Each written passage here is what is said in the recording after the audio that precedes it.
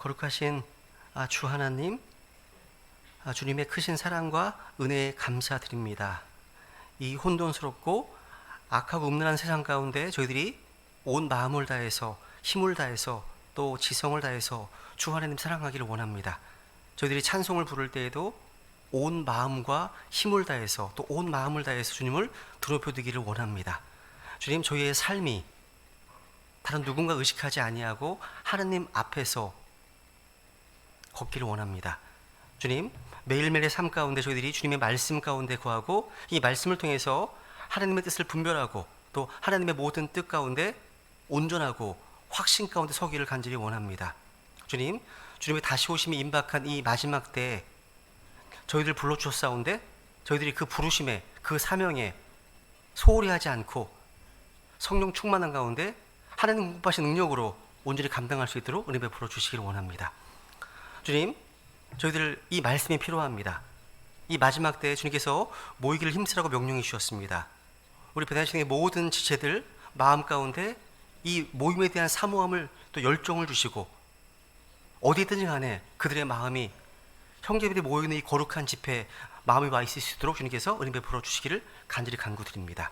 주님, 온라인으로 함께하는 지체들 또 이 가운데 함께하는 지체들 가운데 함께해 주셔서 동일한 은혜와 복으로 주님 함께 붙들어 역사해 주시고 오직 하나님을 바라보고 하나님을 신뢰하고 하나님을 온전히 앙망하는 그런 복된 삶으로 인도해 주시옵소서. 이 모든 시간 주님께 온전히 의탁드립니다. 존귀하신 예수님의 이름으로 기도드렸습니다. 아멘.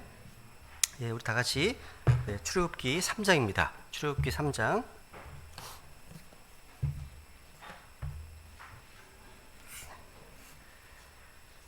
출애굽기 3장 오늘 7절부터 이제 보겠습니다. 출애굽기 3장 우선 7절부터 12절까지 출애굽기 3장 7절부터 12절까지 한번 천천히 같이 하나님의 말씀 봉독해 보겠습니다. 출애굽기 3장 7절로 12절까지입니다. 예, 받들어 읽습니다. 시작. 주께서 이르시되 내가 이집트에 있는 내 백성의 고난을 분명히 보았고 그들이 그들의 작업 감독들로 인해 부르짖는 것을 들었나니 내가 그들의 고통을 아노라. 내가 그들을 이집트 사람들의 손에서 구출하고 그들을 그 땅에서 빼내어 좋고 광대한 땅, 젖과 꿀이 흐르는 땅, 곧 가나안 족속과 헷 족속과 아모리 족속과 브리스 족속과 히위 족속과 여부스 족속의 처소로 데리고 올라가기 위해 내려왔노라. 그러므로 이제 보라, 이스라엘 자손의 부르짖음이 내게 도달하였고 이집트 사람들이 그들을 압제할 때 행한 탄압도 내가 보았나니 그러므로 이제 오라, 내가 너를 파라오에게 보내리니 이로써 네가 내 백성 곧 이스라엘 자손을 이집트에서 데리고 나오리라 하시니라. 모세가 하나님께 이르되 내가 누구이기에 파라오에게 가며 이스라엘 자손을 이집트에서 데리고 나오리이까 하매 그분께서 이르시되 내가 반드시 너와 함께 하리라. 네가 백성을 이집트에서 데리고 나온 뒤에 너희가 이 산에서 하나님을 섬기리니 이것이 너에게 증표, 즉 내가 너를 보냈다는 증표가 되리라 하심으로. 예, 있습니다. 우리는 지난 시간에 이제 모세가 이제 자기 나이 40세가 되었을 때 하나님의 부르심, 소명이라고 하죠. 하나님의 부르심에 의해서라기보다는 자기의 원함에 따라서 또 자기의 갈망에 따라서 자기 민족을 섬기기 원했습니다. 그런데 80세가 되어서 I am nobody, 그러니까 무력하게 되었을 때 이때 하나님께서 모세를 부르셨습니다. 하나님께서는요 80세의 모세를 부르셨는데 저는 개인적으로 모세의 나이가 80세 되었을 때 아마 모세 스스로의 생각 속에 내 인생이 이렇게 끝나가는구나 이렇게 생각했을 거라고 이제 믿습니다. 왜냐하면 모세가 쓴 시편에 보시면요, 시편 이제 90편이 이제 모세가 쓴 모세의 시입니다. 시편 90편. 시편 90편에 보시면 우리의 횟수의 날들이 70년이요 강건하다고 80이라고 했기 때문입니다. 모세는요 자신이 쓴 시편 90편에서 이렇게 노래했던 사람이에요. 그러니까 모세는 80살부터 120살까지 산 것과 그리고 그 40년 동안 하나님을 강건하게 섬긴 것은 하나님 주신 건강으로 섬겼을 것이라고 확신합니다. 모세는요, 80이 되었을 때 인간적으로나 건강으로나 모든 것이 다 끝난 상태였습니다. 근데 그때 하나님께서 모세를 부르셨어요. 섬기라고. 타이밍이 굉장히 의미심장합니다.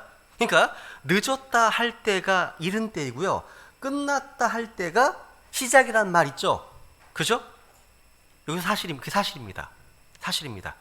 여러분, 누구든지 하나님을 섬기는 사람은요, 자기 스스로 달려나가 섬길 수 없고 반드시 모세와 같이 하나님의 부르심을 받아야 섬겨야 됩니다. 받아 섬겨야 됩니다. 또 우리는요, 하나님께서 어떤 일을 이제 하시려면 반드시 자신과 함께 할 만한 그릇이 예비가 되어야만 볼 수 있습니다. 먼저 준비가 돼야지 쓰시죠. 그죠? 그릇으로 준비가 돼야지. 그러니까 하나님께서 당시 이집트에 있는 자신의 백성들을 구원하실 필요가 있었고, 그 일을 하시기 위해서는 반드시 하나님의 쓰실 그릇이 필요하다는 것을 알고 계셨습니다. 여러분, 광야에서의 모세의 40년, 광야에서의 이 모세의 40년의 목자 생활은요, 실상 은둔 생활이고요, 도피 생활이었습니다. 모세가 40년 전 이집트에서 뜻을 이루지 못하고 이제 살인자로 도망쳐 온 것이 바로 미디안 광야였거든요. 근데 이제 이 40년 동안 미디안 광야에서 이제 결혼을 했습니다. 그리고 장인 이드로의 양을 치면서 생활했습니다. 그리고 이제 때가 되어서 모세가 호렙산에 이르렀을 때 주님께서는 모세에게 불타는 떨기나무의 환상으로 나타나신 겁니다. 그리고 그것은 거룩한 땅이었습니다. 거룩한 땅이었어요. 하나님은 먼저 모세에게 자신의 거룩하심을 상기시켜 주셨습니다. 여기 5절 보세요. 5절 한번. 이렇게 3장 5절 다시 한번 읽어볼까요? 네. 주님께서 이르시되 여기로 가까이 오지 말라. 네가 서 있는 곳은 거룩한 땅이니 네 발에서 신을 벗으라 하시고. 여기 보니까 네가 서 있는 곳은 거룩한 땅이다. 또 네 발에서 신을 벗으라 하십니다. 그러니까 맨 먼저 하나님께서 모세에 가르치신 건 뭡니까? 하나님의 거룩하심입니다.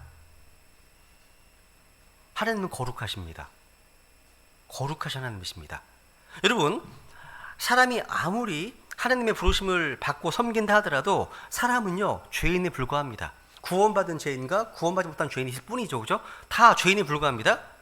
우리 하나님께서는요, 디모데 전서 6장 10절에 보시면 가까이 가지 못할 빛에 거하시며 아무도 볼 수 없는 분이십니다. 그런 분이십니다. 그러니까 가장 먼저 하나님을 섬기도록 부름받고 세움을 입은 사람이 알아야 할 일은 하나님께서는요, 죄인에게서 떠나 계신 거룩한 분이시구나, 이 사실을 인식해야 됩니다. 하나님은 나와 다른 구별된 존재시구나, 거룩하신 분이시구나, 이런 인식이 필요해요. 그렇지. 그래서 하나님의 앞에서 우리는 신을 벗어야 됩니다. 신을 벗어야 돼요. 과거 우리가 부르심 받기 전에 우리의 발은요, 우리가 가기 원하는 곳으로 갔습니다. 내 발은요. 그렇기 때문에 우리의 신발은 굉장히 속되고 먼지로 더럽혀져 있었습니다.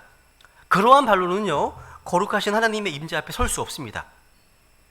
우리가 오늘 하나님의 교회를 섬기도록 부르심을 받은 것도 원칙상 동일해요. 동일한 원칙인 거예요. 교회는 하나님의 집입니다. 하나님의 임재가 있는 곳이에요. 이 가운데 하나님의 임재가 계시거든요. 그죠? 이런 곳에 섬기는 자들이 첫 번째로 알아야 할 사실은, 첫 번째로 알고 행해야 될 것은 하나님은 거룩하시고 우리는 신을 벗는 일입니다. 그리고 이제 모세는 여기서 또 한 가지 보세요. 여기서 여기 이제 2절에 보시면 이제 떨기나무에 불이 붙었는데 안 타잖아요. 없어지지 않지 않습니까? 그죠? 3절에 보면 3절 읽어볼까요?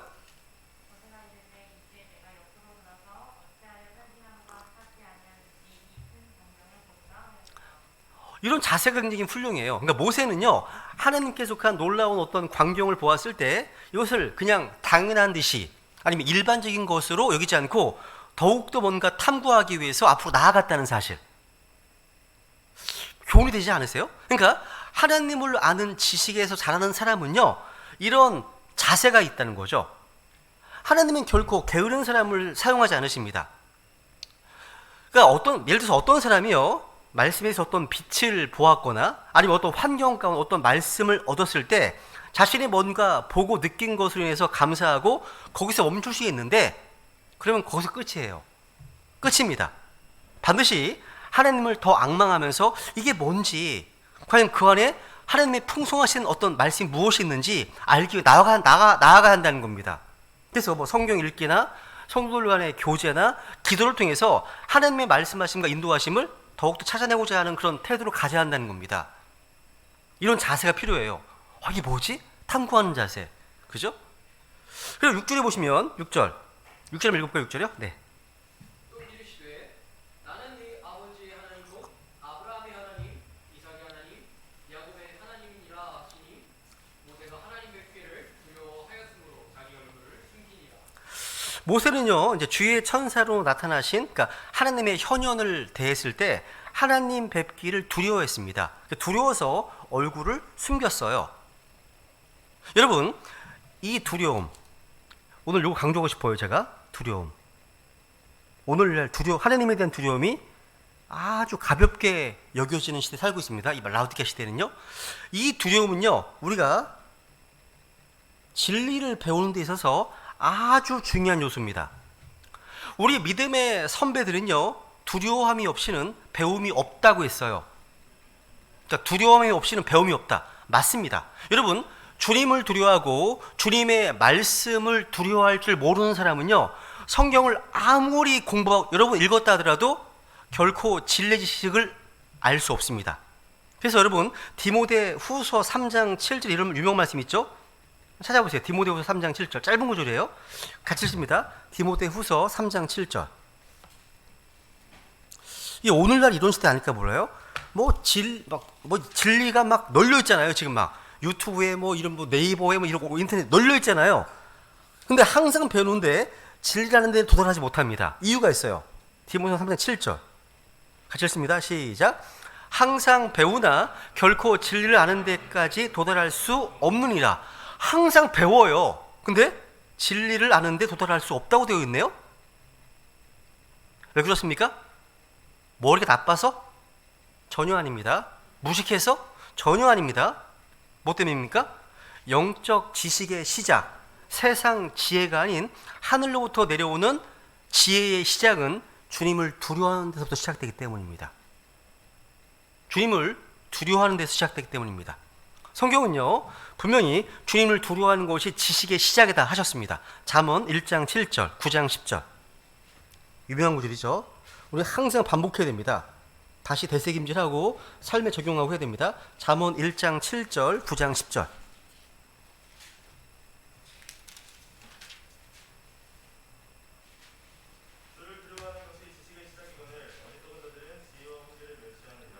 야, 주를 두려워하는 것이 지식의 시작이라고 말씀하시네요. 그죠? 근데 9장 10절에 보시면 주를 두려워하는 것은 또 지혜의 시작이기도 해요.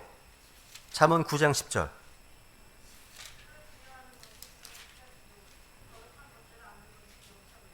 야, 여기는 또 주를 두려워하는 것이 시작으로 말씀하시네요. 그러니까 주를 두려워하지 않으면 아무리 배워도 영적 지식, 하나님 아는 지식, 또 진리의 지식에 이를 수 없습니다.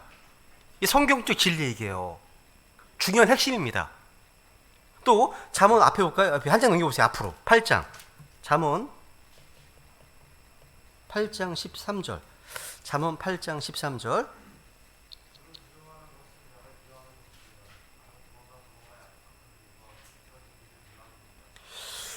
주를 두려워하는 것은 뭐 하는 거라고요?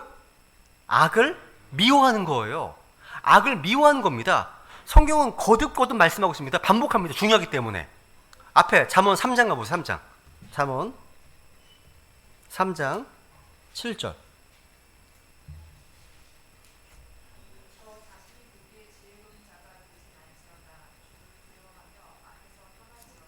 여기서 또 주를 두려워하며 악에서 떠날지어다 하십니다.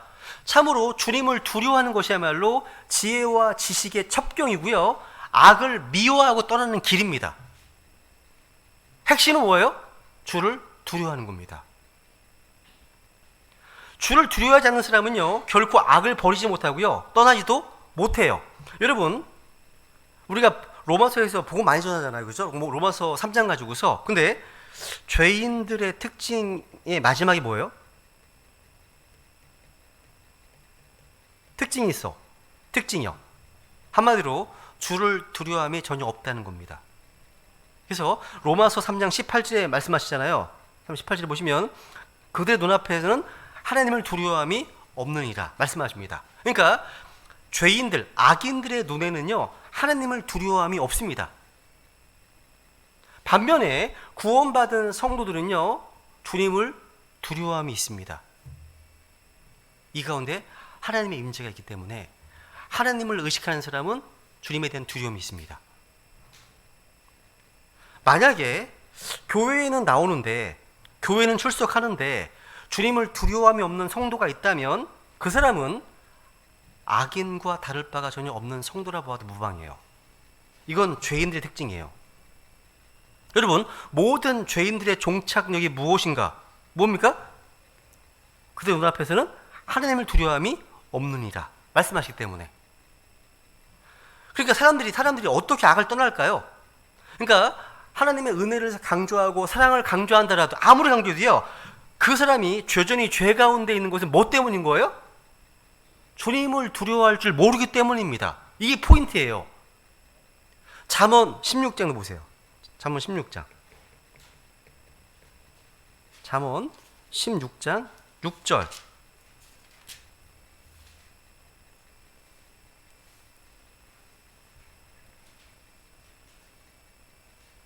잠언 16장 6절. 누구죠? 순영자매인가? 상윤 형제구나.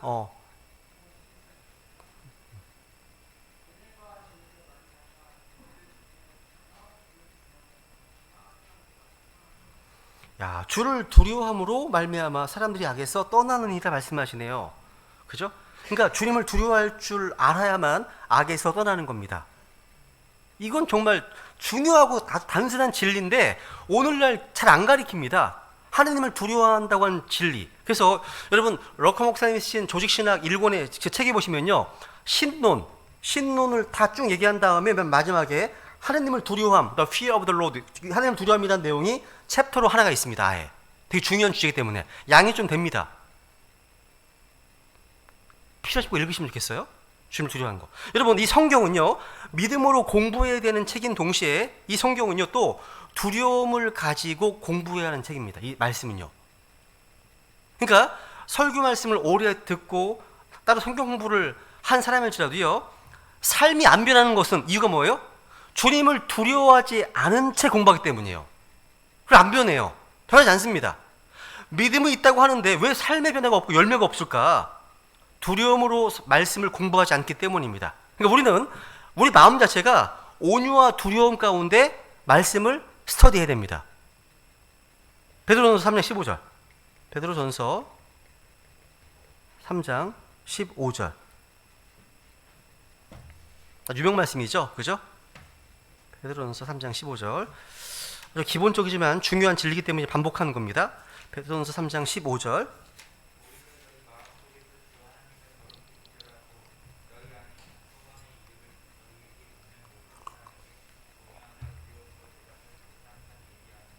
야, 온유함과 두려움으로 대답할 것을 항상 준비하라고 말씀하시네요. 그죠?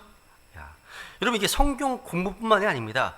우리가 뭔가 일을 할 때도, 뭔가 섬길 때도, 일을 할 때도요 두려움 속에서 해야 됩니다. 이게 무슨 말이에요? 여러분이 이제 직장 생활을 할 때도요, 직에서 어떤 일을 할 때도 두려움 가운데 해야 한다고 성경은 증언합니다. 제 얘기가 아니에요. 베드로전서 2장 18절.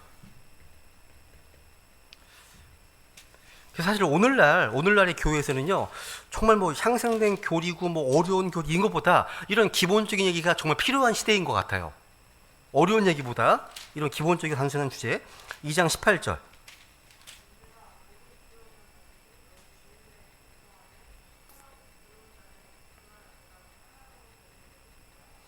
야, 종들 하면서 모든 두려움을 가지고 너희 주인들이 복종하랍니다. 근데 좋은 주인도 있을 거 아니에요. 까다로운 주인도 있을 거 아닙니까? 그죠? 근데 두려움 가지고 복종하랍니다. 하나님의 명령이에요. 명령입니다. 우리가 회사 생활을 할 때, 직장 생활을 할 때 주님을 두려워하는 가운데 윗사람에게 또 상관에게 복종하는 법을 배워야 됩니다. 하나님 명령이에요. 이건요. 명령입니다. 이거 단순히 무슨 먹고 살기 위해서가 아니에요. 조직 문화 때문이 아닙니다. 하나님을 두려워하기 때문입니다. 그게 키포인트예요. 그게 뿌리입니다. 뿌리. 기본 바탕이 그거라는 거죠. 골로새서 3장. 골로새서 3장 22절. 골로새서 3장 22절. 오늘날이 워낙 반역의 영, 거역의 영이 막 충만하니까 이런 얘기들이 아주 구시대적인 어떤 사고방식으로 여겨질 텐데 하나님이 이제 말씀하셨습니다. 3장 22절.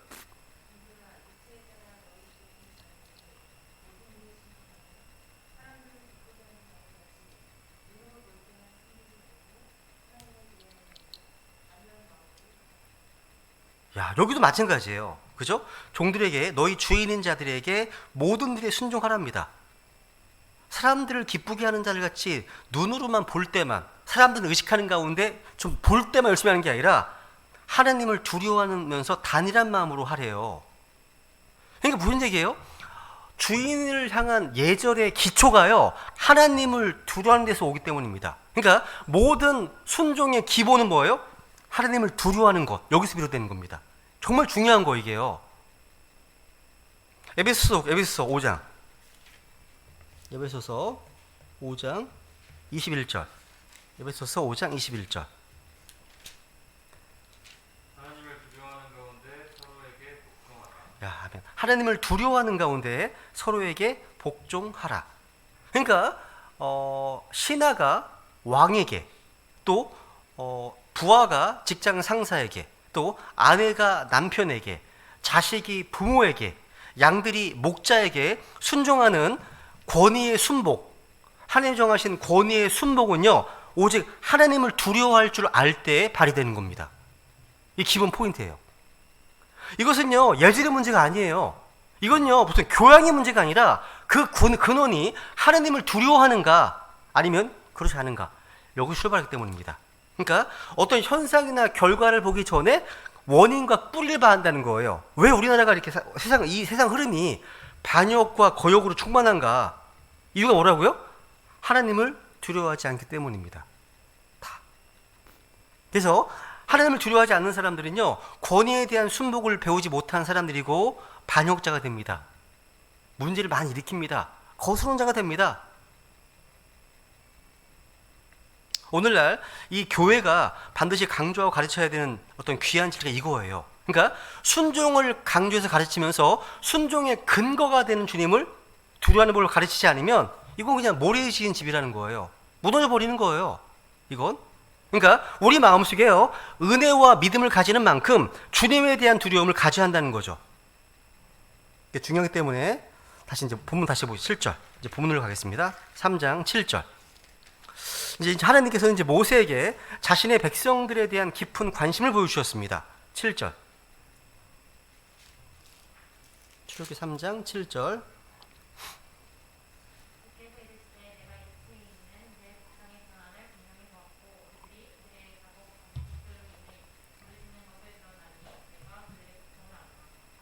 너무 감사한 말씀입니다. 이 말씀은요, 우리에게 위로를 주는 말씀이에요. 그러니까 하늘에 계신 우리 아버지께서는요, 우리의 모든 고난을 보시고 우리의 부르짖는 소리를 들으시고요, 우리의 고통을 다 아십니다. 하나님이 아신다는 거예요. 여러분, 예수님께서는 인간의 몸을 입고 이 세상에 오셔서 우리를 위해서 고난을 당하셨고 이사야 3장 보시면 슬픔의 사람이 되셨다고 말씀하십니다. 슬픔의 사람. 여러분, 시편 여기 잡으시고요. 시편 103편, 시편 106편, 시편 106편 43절 부터 46절까지 읽어볼까요? 시편 106편 43절로 46절까지입니다. 그분께서 여러 번 그들을 누출하셨으나 그들은 자기들의 꾀로 그분을 노엽게 하였고 자기들의 불법으로 인해 낮아지게 되었다. 그럼에도 불구하고 그분께서 그들의 부르짖음을 들으실 때에 그들의 고난에 주목하시고 그들을 위해 자신의 언약을 기억하시며 자신의 풍성한 긍휼에 따라 뜻을 돌이키시고 그들을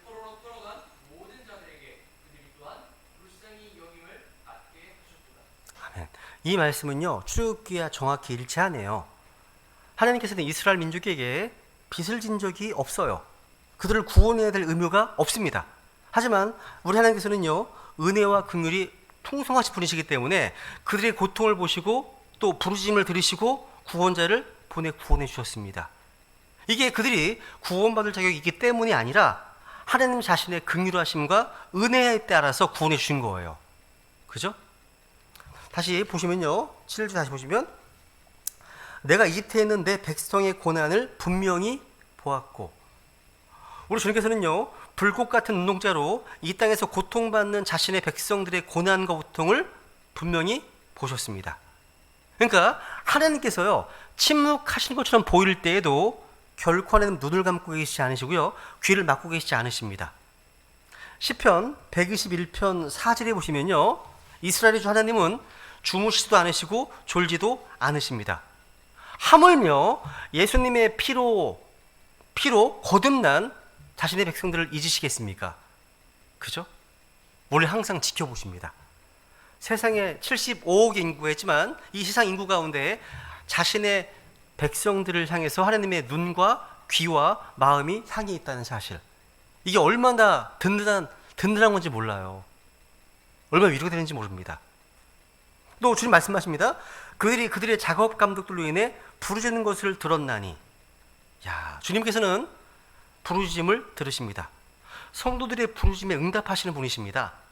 그래서 시편 18편 6절, 이거 잡으시고 시편 18편 6절. 내가 목동무리에 주를 부르며 내 하나님께 부르짖음에 주께서 자신의 성전에서 내 음성을 들으셨고 내 부르짖음이 그분 앞에 달아들에 그분 지혜까지 들어가도다. 와, 여러분, 듣는다는 것은요, 관심이 있고 사랑이 있어야 들리는 거예요. 들리는 것도요. 지금 이 시간도 우리 주님께서는요, 우리의 찬양을 들으시고 우리의 기도뿐만 아니라 우리 한숨 쉬는 소리까지도 다 듣고 계십니다. 우리가 이제 보통 그런 얘기도 하잖아요. 이제 우리가 찬송을 부를 때도 마찬가지입니다. 보통 일반 사람들, 또 뭐 어떤 싱어들 보면요, 자기의 온 심과 온 열정과 하여튼 모든 걸 다 혼을 담아서 다 부르잖아요. 세상 노래를요. 근데 이상하죠. 예수님의 피로 구원받은 성도들이 찬양을 할 때 그 정도의 반이라도 마음을 담아 부르고 있을까? 생각이 들어요. 주의 첫날이나 찬송을 부를 때 주님께 대한 의식을 하는 가운데 온 마음으로 내 온 혼을 다해서 주님을 찬양하고 있는가? 이게 매주마다 어떤 또 주중에도 이렇게 하다 보니까 그냥 매너리즘 가운데 그냥 그저 하는 것처럼 습관화되지 않았을까? 이런 생각. 하나님이 엄청 섭섭해하시고 엄청 서운해하지 않으실까? 그죠? 우리 하나님께서는 이 세상에 있는 노래보다도 대접을 못 받고 계신 것처럼 느낄 때가 있다는 거죠. 우리 하나님께서는요. 여러분, 또 보세요. 뒤에 7절에 보시면 내가 그들의 고통을 아노라 하십니다. 아신답니다. 고통을요. 주님께서는요, 이스라엘 백성의 고통을 아십니다. 모세는 40년 동안 광야 생활을 하면서 어느덧 백성들의 고통에 대해서 아마 무감각하셨을지도 몰라도 하나님께서는 그들의 고통을 아십니다. 잘 아십니다. 이스라엘 백성들이 조상들의 하나님을 잊고 이집트에서 우상을 숭배하며 섞여 살았지만 하나님은 그들의 불법을 용서하시고 이전에 언약하신 대로 그들을 구원할 계획을 세우셨습니다. 모세는 바로 주님께서 구원자로 택하신 그릇이었다는 거죠. 하나님께서요, 이런 것도 있어요. 하나님께서요, 어떤 사람을 부르실 때, 이제 콜링, 부르시잖아요. 하나님 어떤 부르실 때 반드시 그에게 할 일을 주심으로 할 수 있습니다. 부르시면 할 일이 있어요. 또 할 수 있는 능력도 주시고요. 그런데 모세의 일은 뭐예요? 이스라엘 백성들을 이집트에서 파라오의 손에서 인도해 내는 것이잖아요. 여기서 시작해서 광야 40년 동안 이스라엘을 목양하고 인도하고 율법을 수요하고 성막을 세우고 이스라엘을 가르치고 모세오경을 기록하는 등등 되게 많습니다. 되게 많아요. 근데 하나님께서는요, 이러한 많은 중차대한 일들을 위해서 한 사람을 예비해서 하나님의 때, 가장 적합한 때, 알맞은 때에 부르신 거예요. 근데 모세를 부르실 때 처음부터 모세가 이런 것들을 알고 있는 게 아닙니다. 그러니까 이거는 이런 하나님의 뜻은요, 모세 자신도 전혀 모르고 있었고요, 오직 하나님의 큰 계획 안에서만 존재했습니다. 그러니까 우리 하나님께서는 얼마나 깊으신 뜻을 가지고 사람들을 인도하시는지 몰라요. 이집트에 있는 자기 백성의 고통을 보고 부르심을 들으신 하나님께서는요, 모세에게 그들을 그 땅에서 이끌어내어서 가나안 땅으로 가라고 하셨습니다. 이제 8절 읽어보고 8절이요. 네.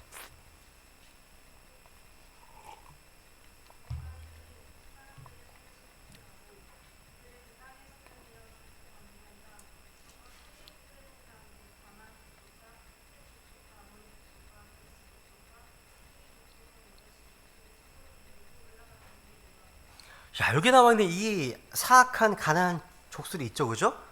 이들은요, 아무 죄가 없는 무고한 자들이 아니었습니다.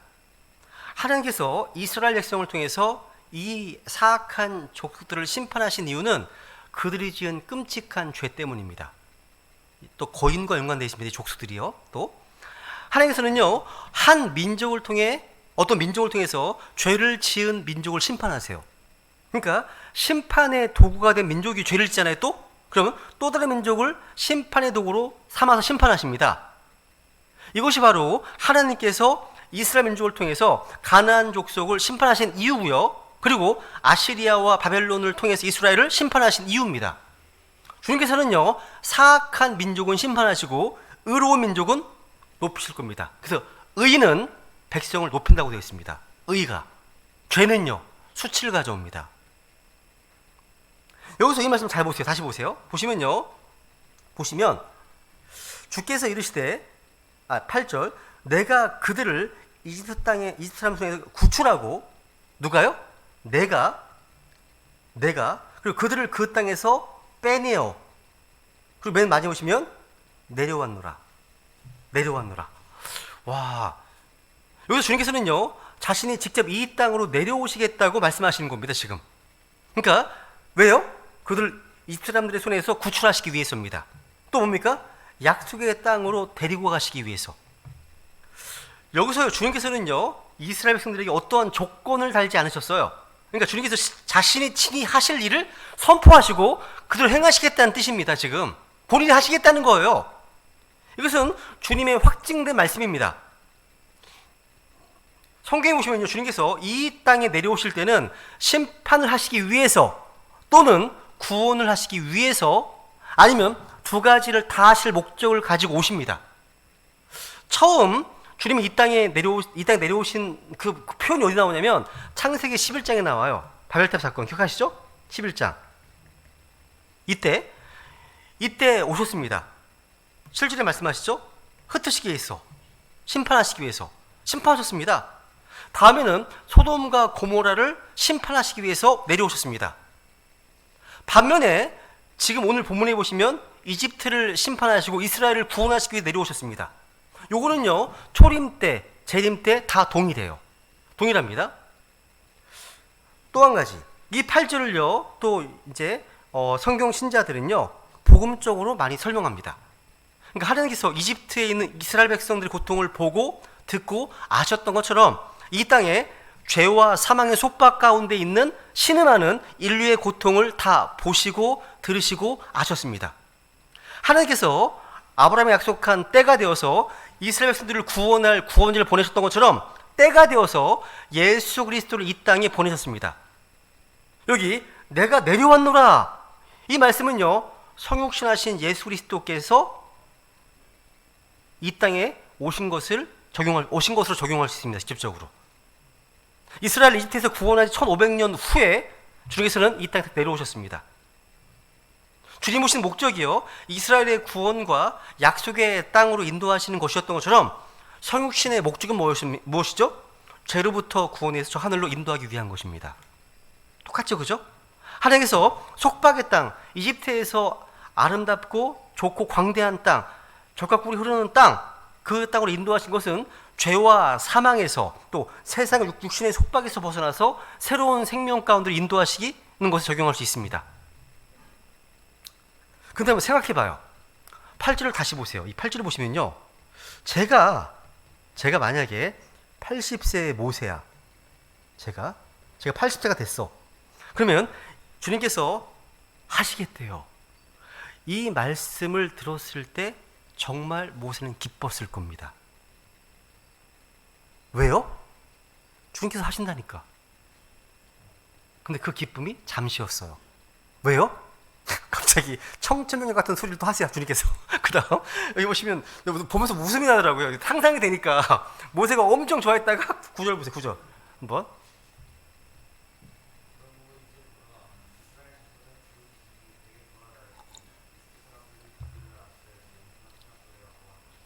응, 10절.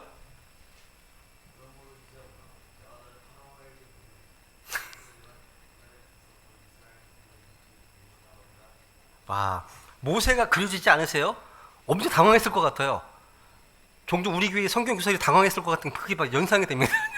갑자기 뭘 시켜? 비슷한 거예요, 지금. 아니, 8줄만 하더라도, 주님께서 하신대. 얼마나 기뻤을까? 갑자기, 난데없이 모세에게 하래요. 출애굽 프로젝트를 모세에게 다 시키신 거예요, 지금 이게요. 야, 근데 이게 하나님의 보편적인 방법입니다. 그러니까 하나님께서는요, 무엇인가를 하실 때 주된 방법은 자신의 일을 수행할 한 사람을 선택하시는 겁니다. 주님께서는 그 사람을 통해서 말씀하시고 놀라운 일을 행하십니다. 물론 하나님께서는요, 모세가 없어도 이스라엘 백성을 이집트에서 데리고 나오실 수 있었습니다. 주님께서는요, 그 어떤 인간의 참여 없이도 자신의 백성을 구출하실 수 있었습니다. 하지만 주님께서는요, 항상 사람을 통해서 일하십니다. 항상 한 사람을 선택하셔서 그 사람이 다른 사람들에게 말씀을 전하게 하는 방식으로 일하십니다. 그러니까 모세는요, 하나님이 직접 내려오신다고 이제 말씀하셨는데, 이 9절, 10절 말씀은 마른 하늘의 날벼락 같은 소리였을 겁니다. 모세는요, 팔짱 딱 끼고 있고 주님이 다 하시는 게 아니야. 지금 모세를 통해서 모세와 함께 하시겠다는 거, 이게 지금 이게 문제예요. 근데 이게 하나님께서 일하시는 방법입니다. 이게요. 하나님은 혼자 사실 수 있습니다. 아니면 천사를 보내어 하실 수도 있습니다. 그런 거는 아주 예외적인 케이스예요. 그런 거 구하면 안 됩니다. 속습니다. 사람들은 흔히 예외적인 경우를 일반화시키려는 실수를 자주 범하거든요. 주님께서 일하시는 일반적이고 보편적인 방법은 뭡니까? 사람을 택하셔서 그 사람을 통해서 일하시는 거예요. 그래서 고린도 전서 3장 9절에 보시면 바울은요, 우리가 바로 하나님과 함께 일하는 일꾼이라고 증언하고 있습니다. 보세요. 고린도 전서 3장 9절.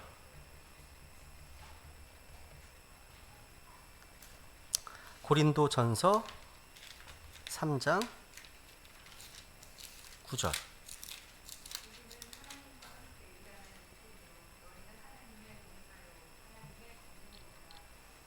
야, 우리는 하나님과 함께 일하는 일꾼, 밑줄. 하나님과 함께 일하는 일꾼.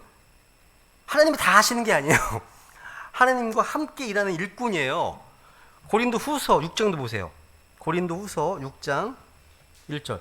이게 중요하니까 고린도 후서에서도 말씀을 하십니다. 6장 1절에서 고린도 후서 6장 1절.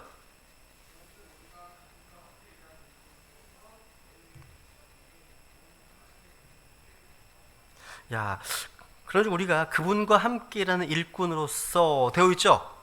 우리는요, 하나님의 일을 하는 일꾼입니다. 근데 우리가 그냥 일하는 게 아니에요. 잘 보세요. 그냥 섬기는 게 아닙니다. 뭐예요? 그분과 함께 일하는 일꾼. 와, 이게 엄청 힘이 됩니다. 그분과 함께라는 말이 없으면요, 엄청 넉다운되고 번아웃되고 막 힘들 텐데, 하나님과 함께 하는 거구나. 그분과 함께 일하는 일꾼입니다.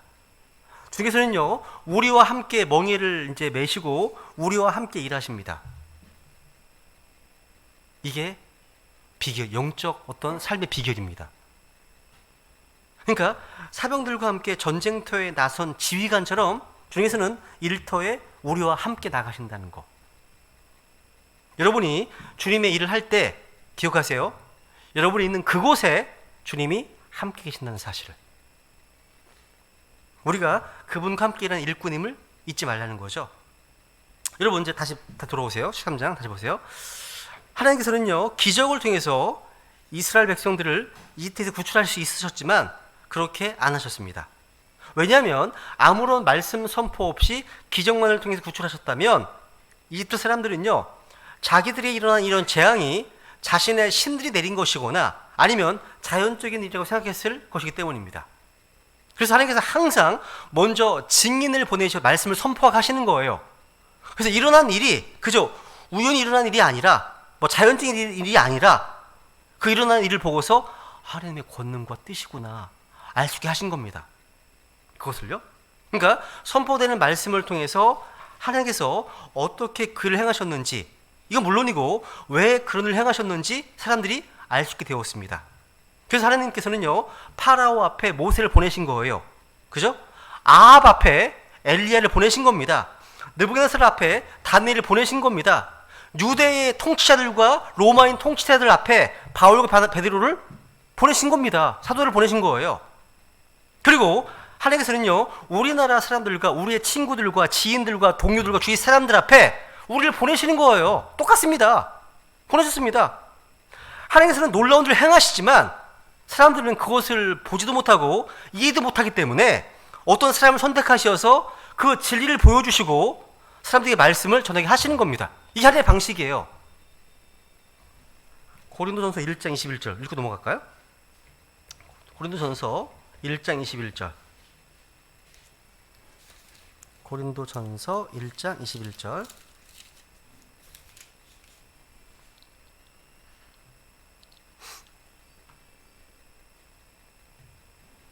고린도전서 1장 21절.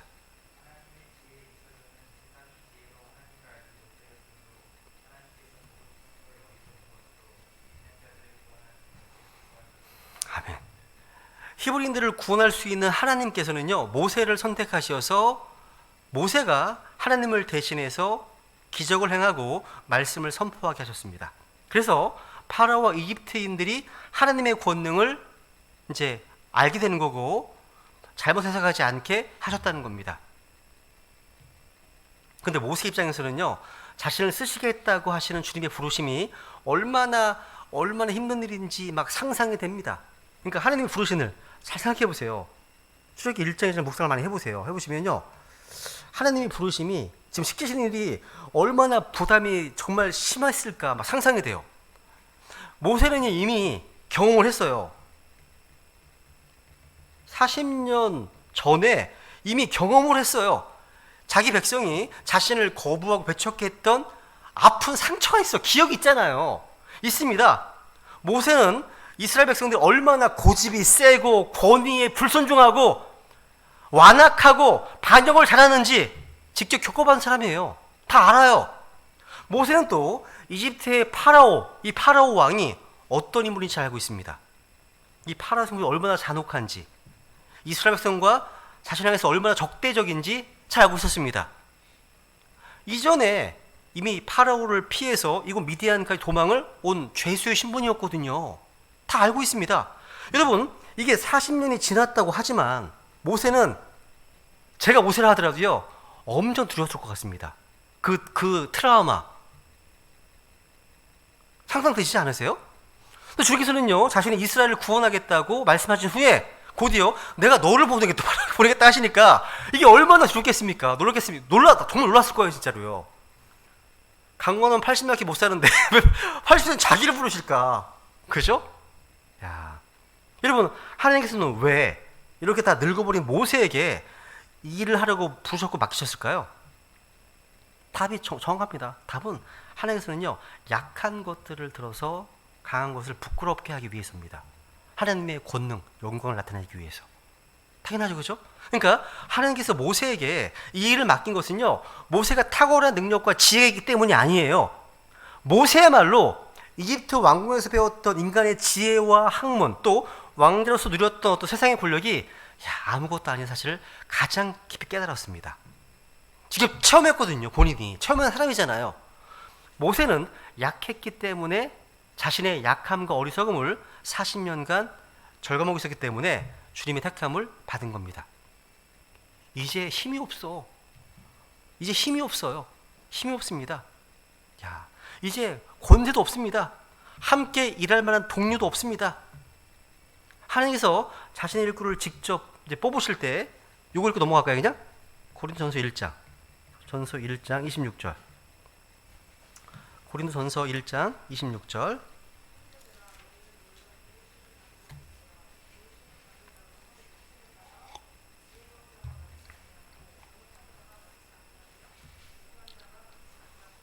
야, 너희를 부르신 것을 보랍니다. 말씀하시죠? 근데 어떤 자를 부르십니까?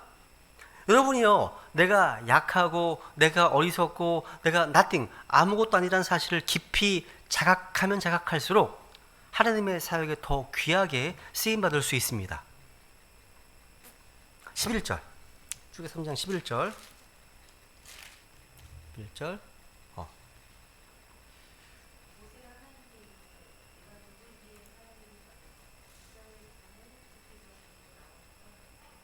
야, 지금 모세가요, 하나님의 부르심에 겸손하게 대답합니다.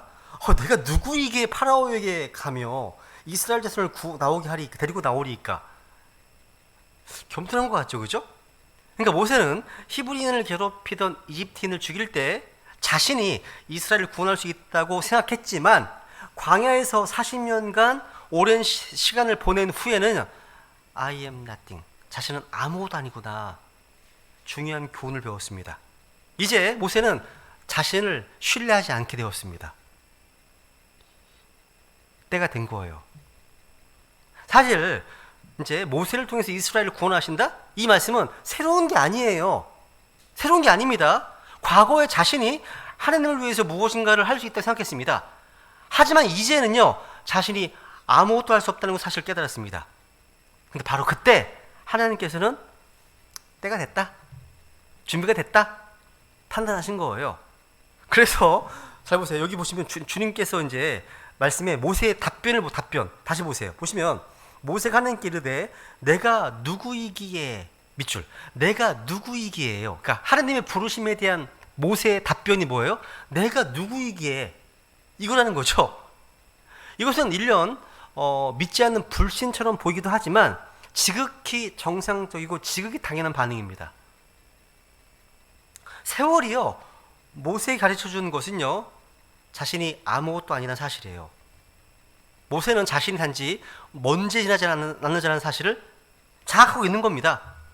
그런데 모세가 지금 기억하고 바라봐야 될 것은요, 자신이 아니에요. 자신을 부르시는 전능하신 하나님이라는 사실을 기억해야 됩니다. 부르시는 분을 기억해야 되는 거죠. 나를 보는 게 아니라는 거죠. 모세는요, 겸손을 배웠습니다.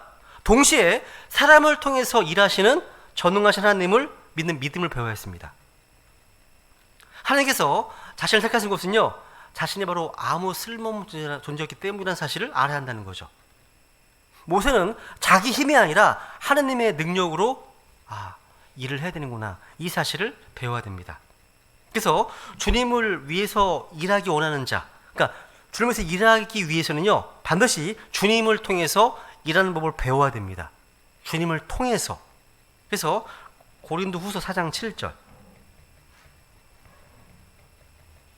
고린도후서 4장 7절.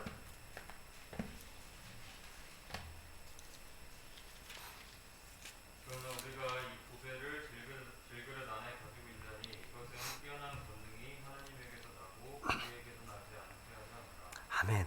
야, 우리가 이 보배를 질그릇 안에 가지고 있나니, 정말 중요합니다. 이것은 뛰어난 권능이 하나님에게서 나고, 그러니까 보배가 하나님이시네요. 또 질그릇은 우리네요. 그죠? 여러분, 성경은요, 사람의 몸을요, 여러 가지로 표현하잖아요. 다양하게. 옷으로, 흙집으로, 무슨 장막으로 비유합니다. 나무나 풀이나 꽃으로 비유하기도 합니다. 그런데 우리 몸은요, 혼을 담고 있는 그릇입니다. 근데 여기 얘기는 질그릇.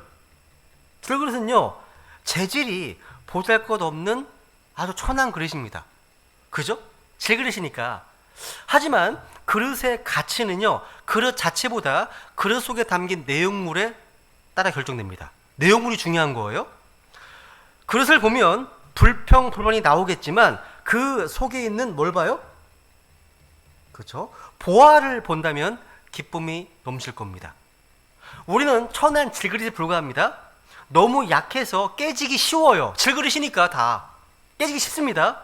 하지만 질그릇 속에 성령이라고 하는 보화를 가지고 있어요. 또 우리 안에는요, 예수 그리스도라고 하는, 우리 속에는 예수 그리스도라고 하는 영광의 소망이 우리 속에 보화로 있습니다. 그죠? 우리는 자신의 힘으로 어떤 일을 이루지 못합니다. 주님께서 공급하신 능력으로 모든 것을 이루어야 됩니다. 그래서 주님 말씀하시잖아요.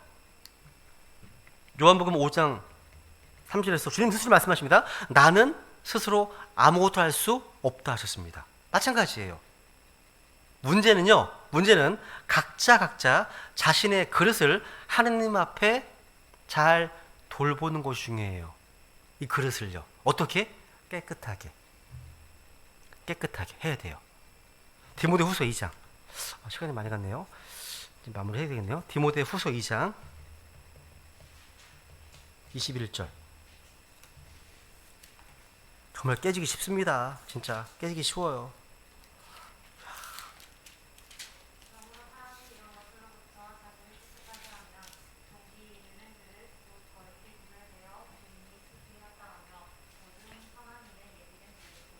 야, 27호 큰 집에는 금그릇, 은그릇, 나무그릇, 질그릇 있다고 되어 있죠, 그죠? 근데 자기를 깨끗하게 하면, 이게 포인트입니다. 그릇은 깨끗하면 돼요. 그릇이 더러우면 하나님의 은혜가, 하나님의 충만하신 어떤 평강이 임할 수가 없습니다. 더러우면요. 그러니까 각자의 그릇을 잘 관리하고 거룩 구분하는 것이 중요하다는 거죠. 그죠? 그래서 어쨌거나 모세는 겸손함은 있었지만 이 순간 자기를 부르시는 주님을 신뢰하는 믿음은 갖지 못했습니다. 우리는요, 환경을 바라보지 마십시오. 또 사람을 바라보지 마십시오. 그리고 자신을 바라보지 마십시오. 그러니까 환경을 보고 다른 사람들을 보고 자신을 보면요, 쉽게 지치고 낙심하게 돼 있어요. 뭘 봐야 돼요? 우리는요, 하나님을 바라봐야 됩니다. 하나님을요. 주님을 기다리는 자는 새 힘을 얻습니다. 이거 하나 찾고 마치겠습니다. 이사야서 40장 29절부터 31절까지인데 같이 읽습니다. 이사야서 40장 29절로 31절까지입니다. 이사야서 40장 29절부터 31절까지 읽습니다. 시작. 그분께서 기진한 자에게 능력을 주시고 힘이 없는 자들에게 힘을 더하시느니라. 소년들이라도 기진하고 피곤하며 청년들도 완전히 쓰러질 것이나 주를 기다리는 자들은 자기 힘을 회복하리니 그들은 독수리같이 날개치며 올라갈 것이요 달려가도 피곤하지 아니하고 걸어가도 기진하지 아니하리라. 어떤 사람들이요? 주님을 기다리는 자들. 이게 포인트입니다. 기쁨을 바라보는 자는 기쁨이 사라집니다. 평안을 바라보면 평안이 사라집니다. 그런데 주님을 바라보면, 주님을 기다리면 평강과 기쁨이 찾아옵니다. 슬픔을 바라보면 슬픔이 뿌리를 내리지 슬픔이 안 떠납니다. 떠나지 않습니다. 고통이나 고난을 바라보면 나를 떠나지 않습니다. 그것이요. 그런데 주님을 기다리고 주님을 바라보면 그걸 이길 수 있는 힘과 능력이 주어진다는 사실. 이게 핵심입니다. 주님을 바라보라는 거.